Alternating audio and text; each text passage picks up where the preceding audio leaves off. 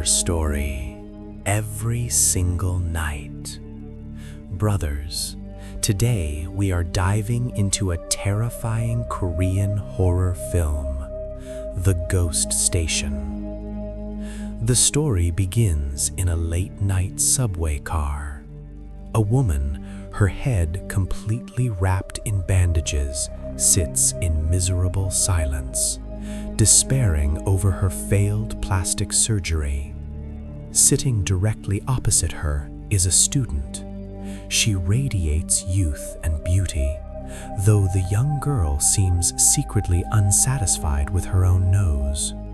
She glances at a plastic surgery ad on the wall and sighs, but suddenly she feels a chill. She realizes the bandage woman is staring dead at her, a terrifying, unblinking gaze. Feeling completely unnerved, the girl turns and walks away, planning to just take the next train. But just as she starts to forget the creep from the carriage, an eerie, disjointed voice mutters right by her ear. She turns around. The bandage woman has followed her.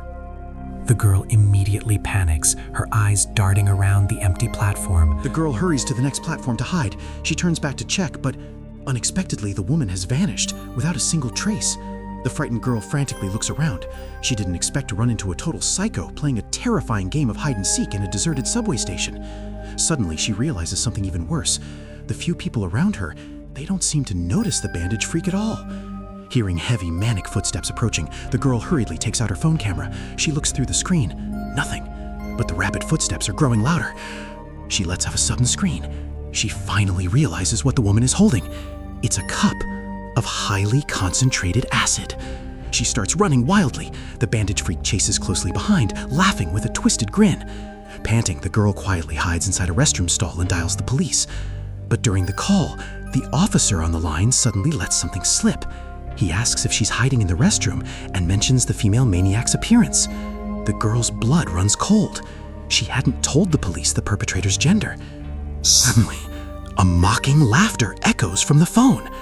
The girl slowly looks up toward the top of the stall partition. There she is, the bandage woman. The entire cup of acid is aimed right at her head, and the stall door is jammed. In the end, the girl was slowly burned alive in that very restroom. Legend has it over 40 people have gone missing or died at Gwangling Station. It's as if the station itself is a direct path to hell. The station master, Old Kui, knows a ton of these terrifying stories. He casually tells them to Xiaomen, a horror vlogger desperate for views.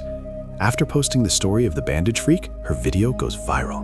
Hungry for more, she brings Old Kui a bottle of premium liquor, begging for another story. Old Kui smiles, takes a sip, and tells her about Adai. Adai was an arrogant, bitter student who recently failed his exams. He hated everyone. One night, while waiting for the train, he noticed a woman nearby. She stood in a bizarre, twisted posture, repeatedly smashing her head against the thick exit glass. Thump, thump, thump. The train arrived, people got on and off, but everyone turned a blind eye to this horrifying anomaly. As the train started moving, the smashing sounds grew louder and more violent, trying to catch Adai's attention. A cowardly old man nearby panicked. Adai quickly turned around to check. He was completely dumbfounded, but it wasn't just the woman. The old man across from him wasn't normal either. The old man began violently slamming his own body against the subway walls, as if possessed. Adai whipped his head back. The woman had teleported right in front of his face. His brain instantly shut down. His wide, terrified eyes darted frantically between the old man and the ghost. Suddenly, click, the carriage lost power, plunged into pitch-black darkness. Adai grabbed his phone and turned on the flashlight. He looked around. Both the old man and the woman were gone. Adai woke up with a gasp, his face covered in cold sweat. Just a nightmare. The subway doors opened and he ran out of the carriage without a second thought. But as he looked up, he froze. He saw yellow police tape across the platform. Hearing this, Xiaomin is completely hooked. The stories are doing wonders for her channel. But when she asks Old Kui for another, he tells her about the vending machine. There was a homeless man living in the station, broke, starving, and constantly bullied by a cruel security guard. One day, The homeless man found a strange, blood-red coin near a vending machine. Later, after the guard beat him and stole his last few pennies, the angry homeless man stared at a can of cola inside the machine. To his shock, the price of the cola was exactly 1 red coin. Taking a chance, he put the coin in. Clunk, he got the cola. But just as he was about to open it, a man nearby started vomiting violently. The homeless man looked away for a second, then popped the tab of the can. Empty. It was an empty can. He cursed loudly, but when he looked back, the vomiting man had vanished. All that remained were his clothes, his shoes, and his wallet on the ground, and sitting on top of the clothes. He inserted a coin and held the empty can. Right on cue, the cruel security guard walked up, demanding more money. The homeless man smiled, aimed the can at the guard, and popped the tab. Instantly, the guard's body began to glitch. Chunks of his flesh vanished into thin air until only his uniform fell to the floor. The homeless man stepped back in terror until he heard screaming. He looked at the vending machine. Trapped behind the glass, the security guard was frantically pounding on the window, screaming for help. And from the coin return slot, 3 more red coins dropped out. The homeless man had found a way to get rich. He began targeting wealthy passengers, popping the cursed cans, stealing their cash, and leaving their empty clothes in the restrooms. He became rich. He became a monster. But arrogance invites divine retribution. One night, dead drunk, he returned to the machine. Standing next to it was a shabbily dressed, starving man.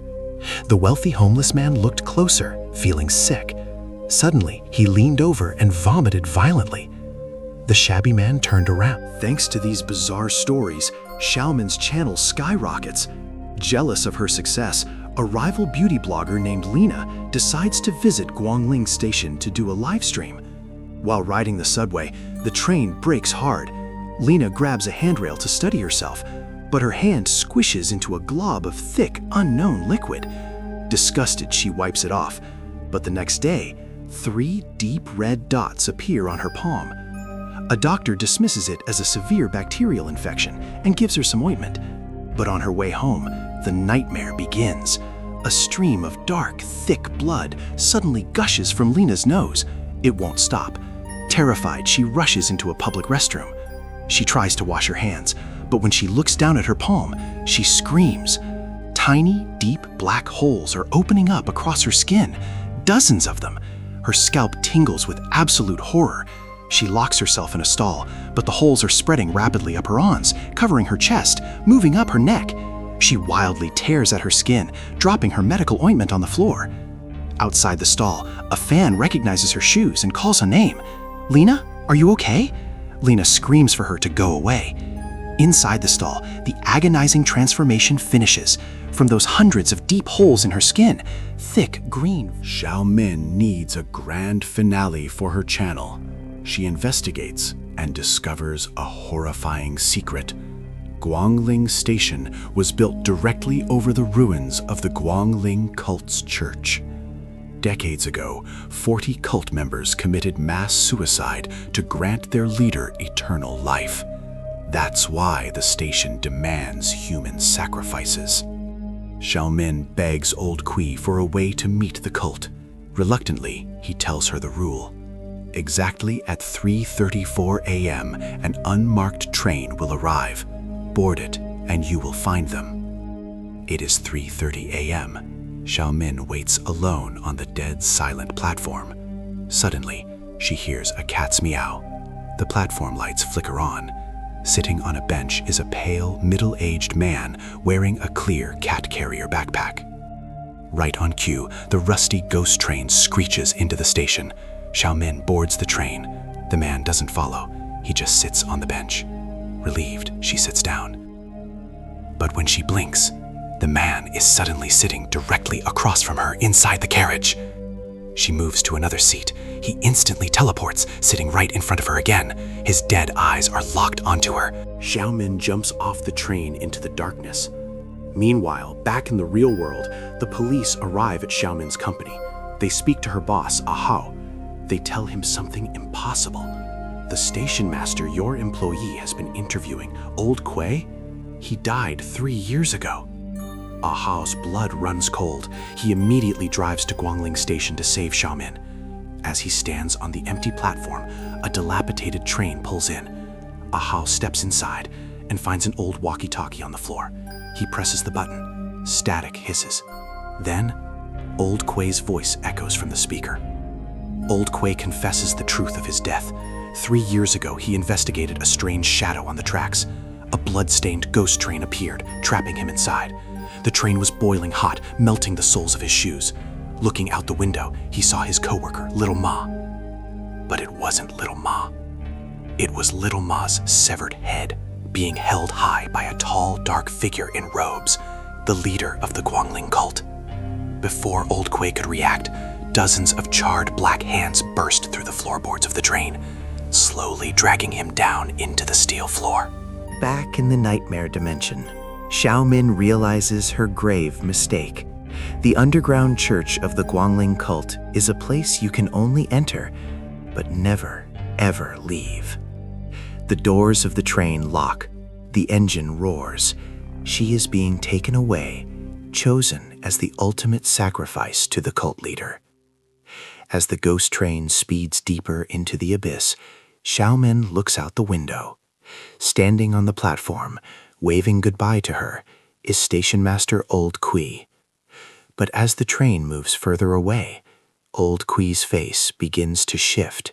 His skin melts and rearranges itself. In seconds, the old man transforms into an exact replica of Xiaomin. From the very beginning, Old Kuei was never a ghost. He was the evil leader of the cult in disguise. He had lured her in, fed her the stories, and stolen her life. And now, wearing Xiaomin's face and body, the cult leader turns toward the stairs, ready to meet her boss, Ahao, and claim his next victim.